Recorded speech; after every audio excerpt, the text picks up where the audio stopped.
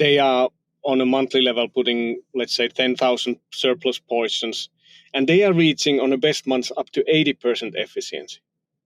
And that's like a that's like a I mean that I've been like really, really blown away in a way that, oh, really, that is the ability of connecting the dormant demand with this supply that is now available in this hyperlocal area for these few hours.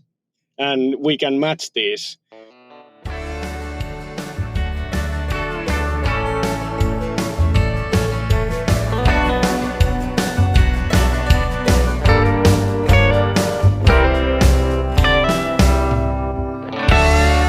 Got my coffee and today's guest here with me, so we're ready to roll.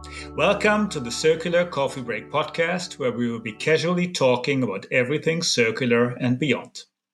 My guest today is Kalle Määttä, the Chief Growth Officer of ResQ Club. And ResQ Club is a pioneering Finnish company dedicated to reducing food waste by connecting consumers with surplus food from local restaurants, cafes, grocery stores, and very recently also wholesalers and the industry. And I'm sure we'll be talking about that in more detail in a moment.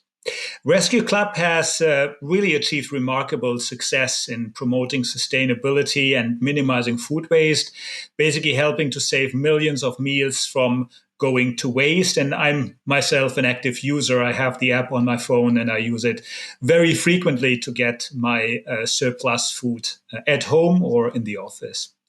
I'm really excited to talk with Kalle about all of this, food waste, but also specifically the great work that ResQ Club has been doing and still is doing in this area. Welcome to the show, Kalle. Thank you, Michael. Thank you for inviting me. It's really nice to be here.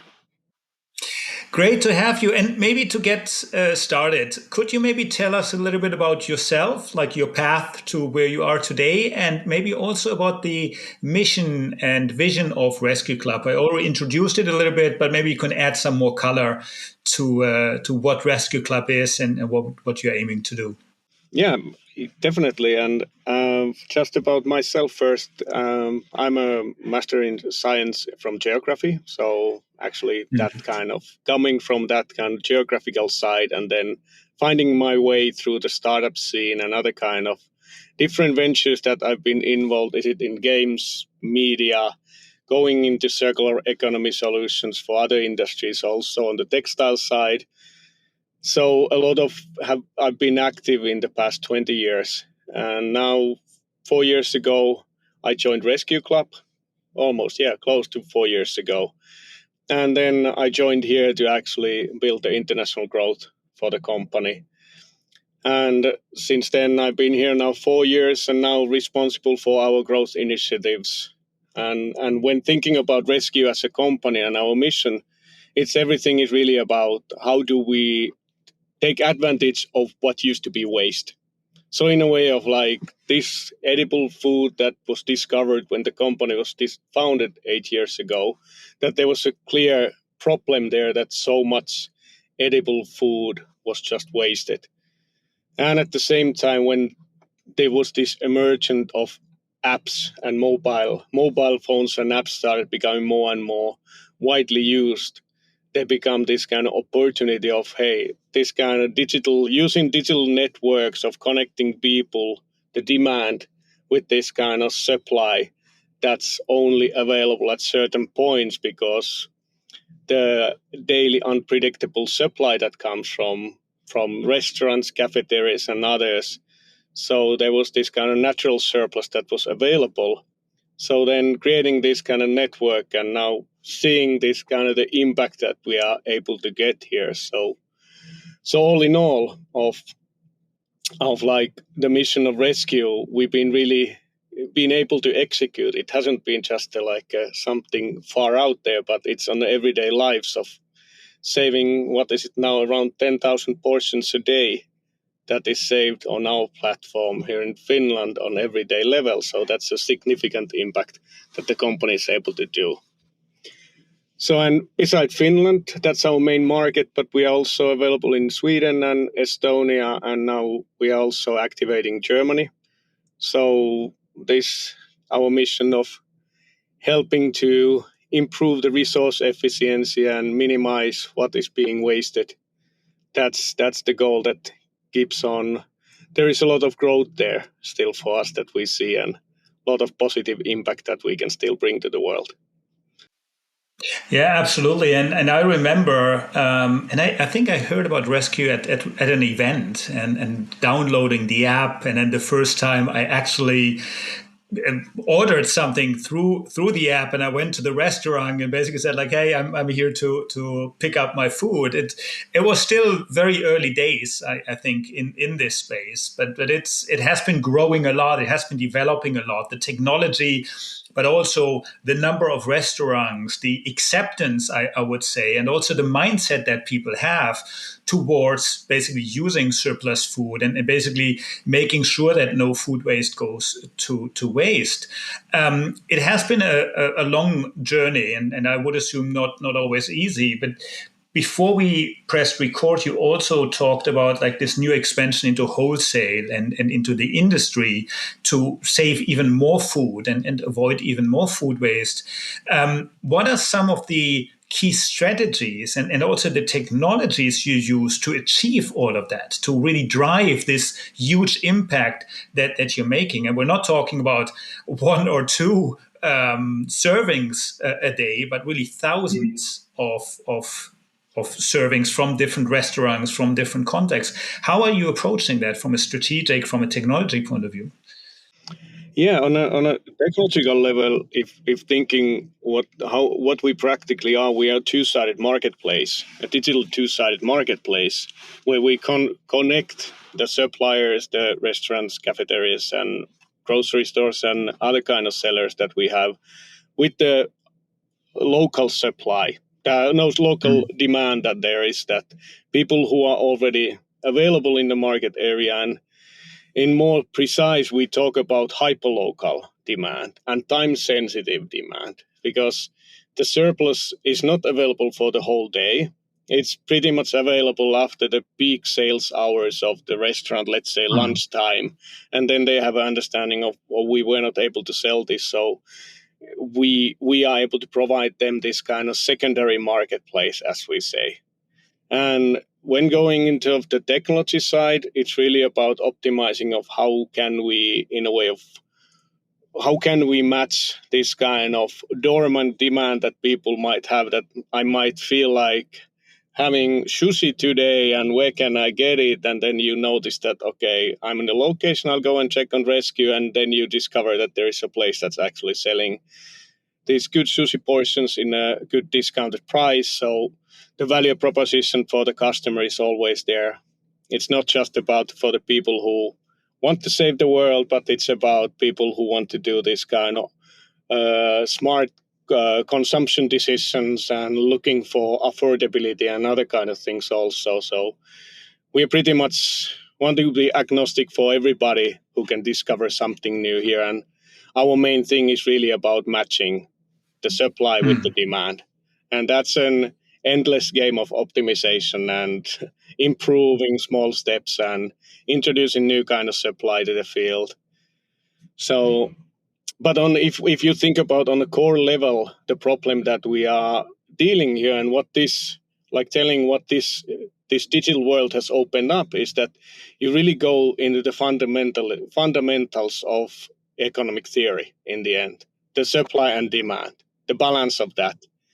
And all of these food producers, they operate in an unpredictable market. If you think about restaurants selling lunch, that what about if it rains today? And if it's tomorrow, if it's sunny. So, and if for the restaurants, if you are able to sell everything, next day you'll be producing some more, because then you know that you're actually losing sales. So, and if you have too much excess inventory that you actually build, then you are like, oh, the cost of this excess inventory, the return on investment or the investment that I made for the ingredients that I've prepared for today, I'm losing the value of those. So, and this can change, and nobody knows what is it for exactly for each day. So we can bring this kind of dynamic flexibility there, because of we have the demand is coming from the people who are around you in the hyperlocal area. So this goes really deep into in this kind of, well, as I said, this kind of key fundamentals of economic theory of how to help in a companies manage the balance of their supply and demand. Yeah, no, absolutely. And to be honest, I use the app even in a different way. I mean, for me, it's a great way to get to know about new restaurants and Oh test yes. out new restaurants, because all of a sudden something pops up in a place or in a restaurant where I've never been, or type of food I've never eaten. And I'm like, okay, that would be great to try that. And the platform allows almost an experience of food in that context as well. Yeah, that's one of these kind of key, definitely use cases that we can see with our customers of the discovery opportunity. So definitely. Cool. And I mean, you talked a little bit about the consumers and consumer behavior and the demand and supply balancing. How do you see the role of the consumer in the fight against food waste? And what steps are you basically taking at ResQ Club beyond what we just said, or maybe drilling a little bit deeper on what we've been just talking about, to influence that behavior and drive that behavior, that it becomes the new normal to buy surplus food and experience the new way of basically consumption? Yeah, one of these kind of key things that we've seen there is, of course, the when ResQ started, is like, yeah, it's like 8 years ago. And of course, in the beginning, I almost also remember I was really early user back then, because I really loved it from the day it came out. And in the Yeah. beginning, there was the question of the quality of, like, okay, Mhm. you are buying surplus, what's the quality of the food? And that's one of the key things that we are heavily focused on, and we have a really strict policy of that, what is accepted to be sold, and if somebody complains, how we handle it with the selling party, and all of providing this kind of certainty that the quality what you're getting here is according to what you are expecting. So this Mm. has opened, by paying attention to this, has opened up that more and more people trust on the quality that they get on ResQ. The value is good because we are, Mm. as this is about helping them to sell the rest of it. So it's always discounted price. So that's a thing that, of course, addresses a lot of people, not just the not just like the ones who are conscious about their consumption, but also the ones who are just looking for the good deal. So, and we don't, in a way that both of these behavior are as good for our mission. Mm. Because both of these, no matter what your Yeah. motivation is doing this, you are doing a positive impact by improving the resource, our ability to use the resources, the finite resources that we have available, more efficiently. So that kind of, so on in general, so we really want to keep our consumer base active. We want to keep them, like, in a way of they every day have something to purchase there, and keep them active there, because having them, without them, our impact would be zero. We need them to actually bring in the demand. Yeah, yeah, absolutely. And I mean, I think you're mentioning something really important there. I think it's basically an interplay of the economic and the impact kind of considerations.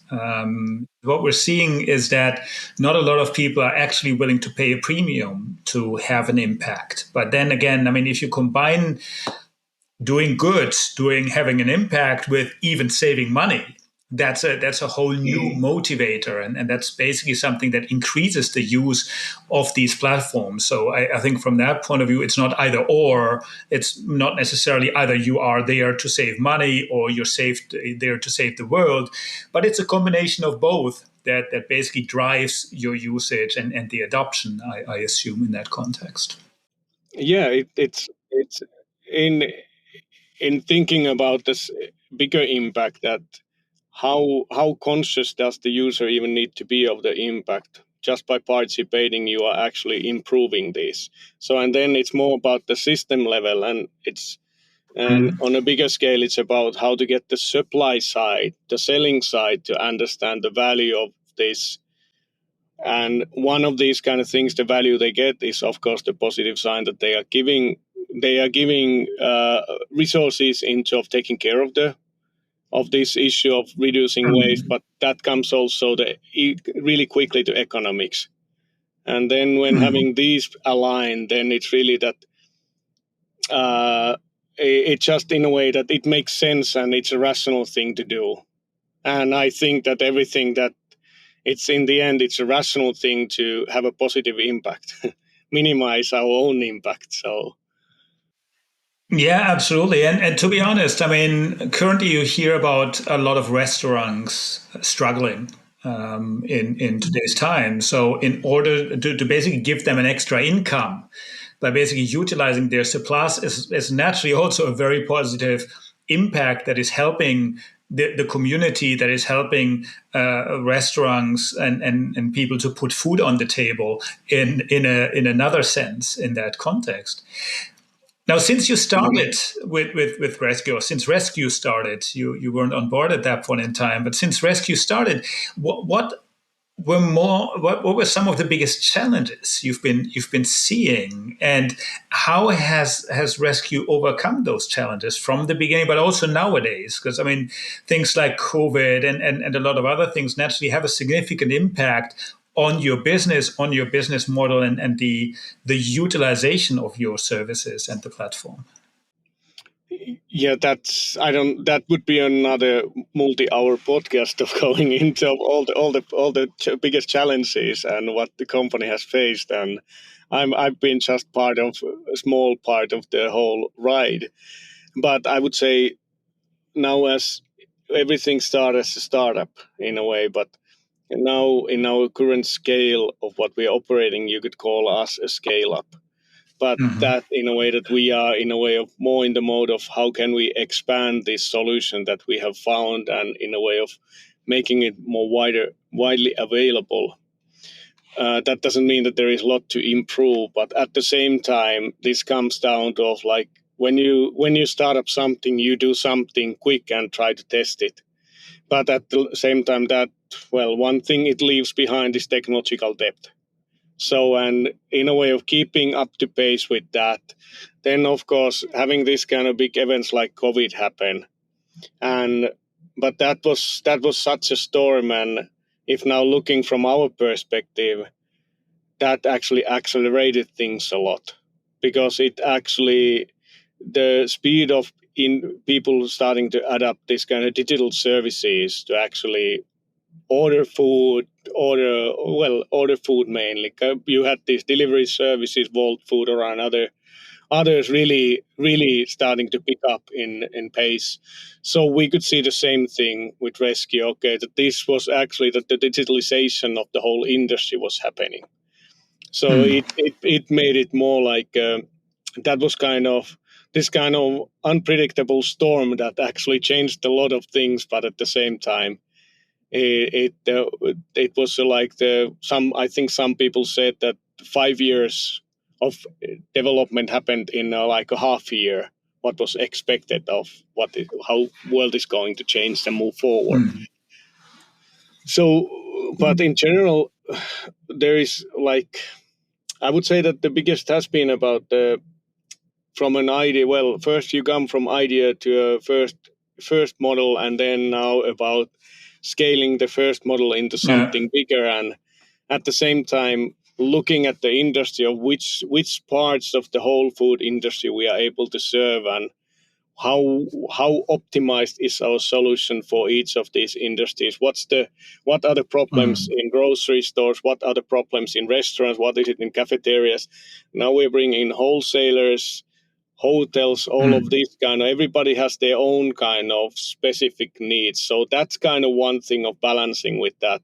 How well do we want to, how focused are we for each one, and where do we make like this kind of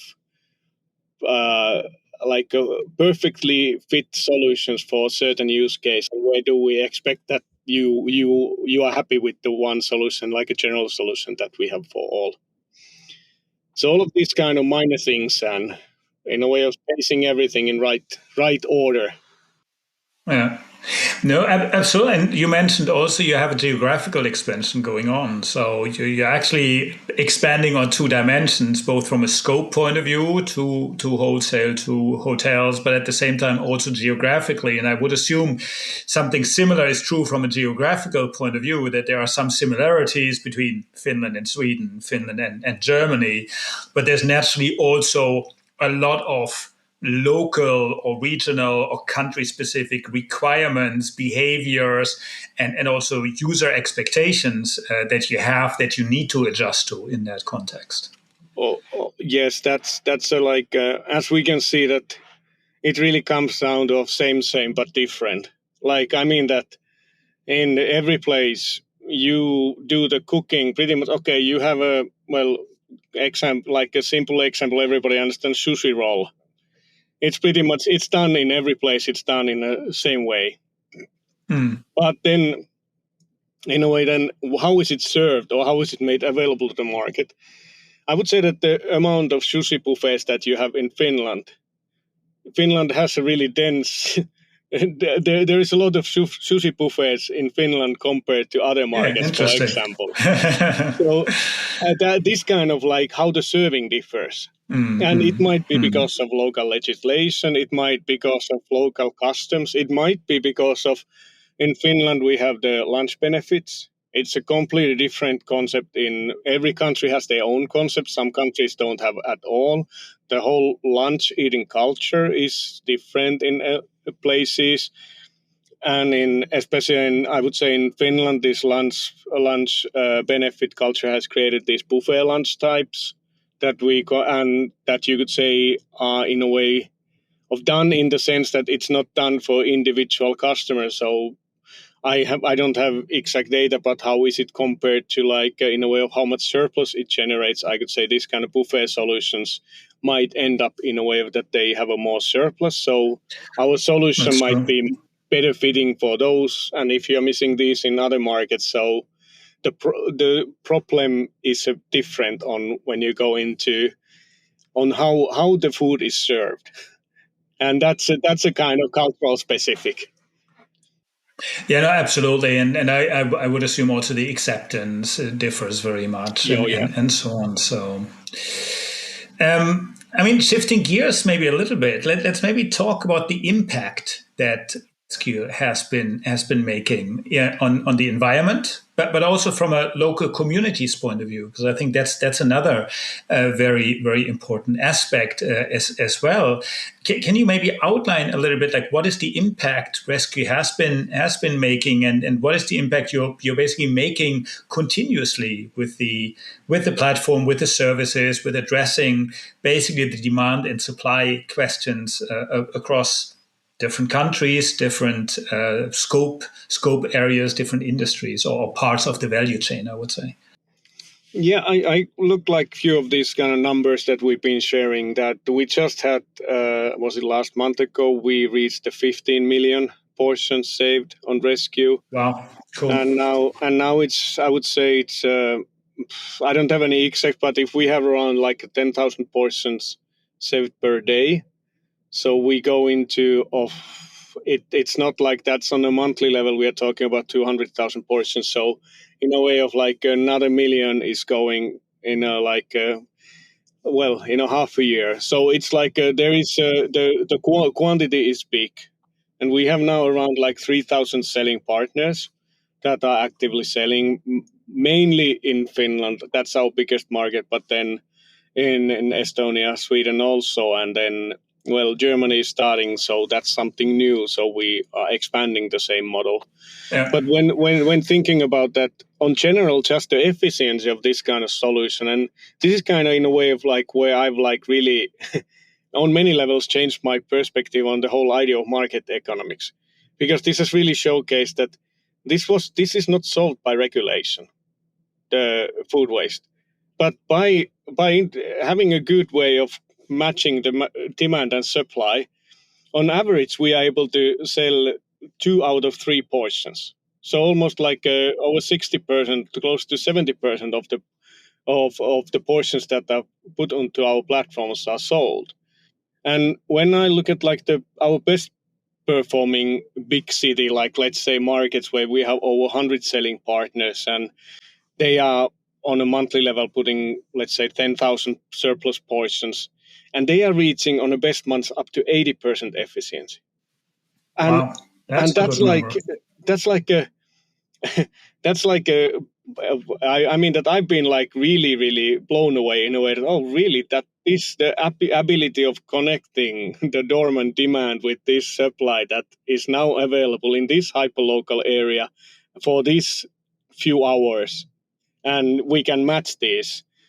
That's something extremely interesting, and I can see this kind of the impact of this. It really comes down of that we hopefully come to the place that we don't produce the goods for nothing, because that's the biggest waste. That okay, we get a salmon from Norway or wherever it's brought here, and then it's done in a serving, and then nobody comes there and buys it. It just goes to the waste.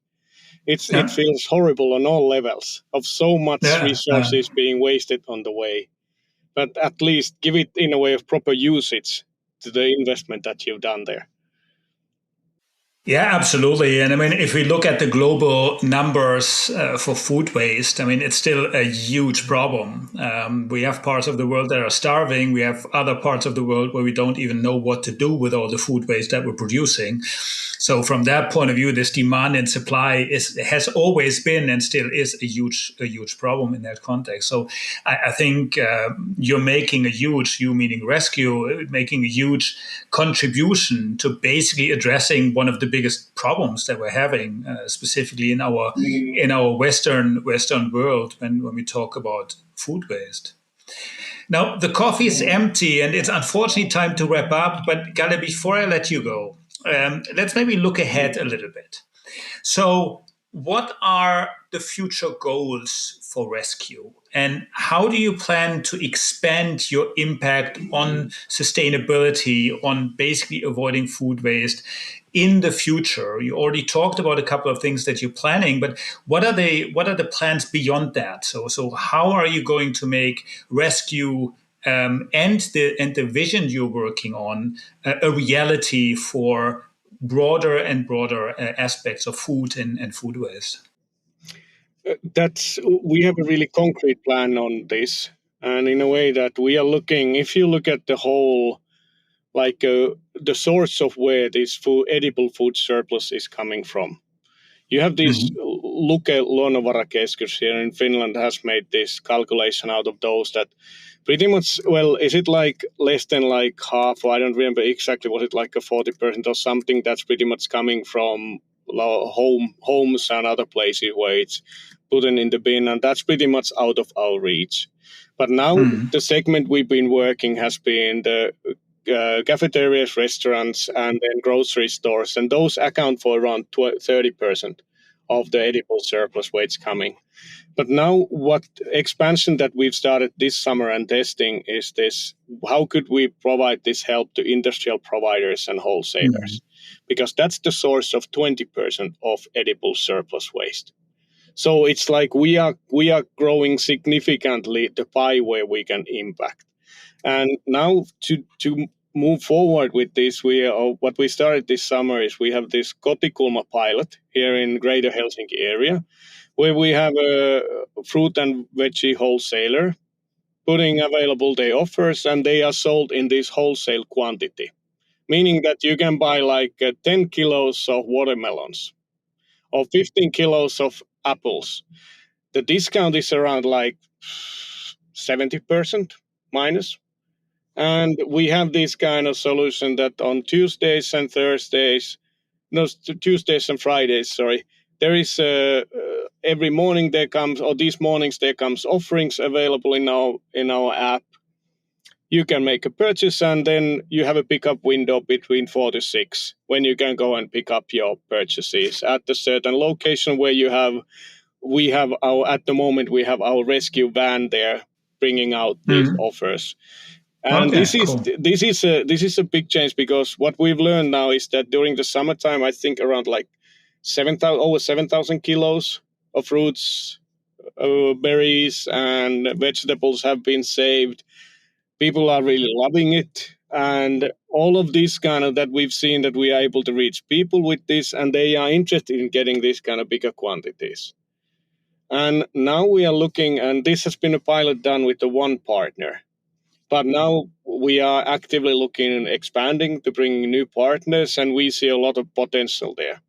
The problem is far from being solved, because it involves completely new kind of things that we haven't had to deal before, like the logistic part.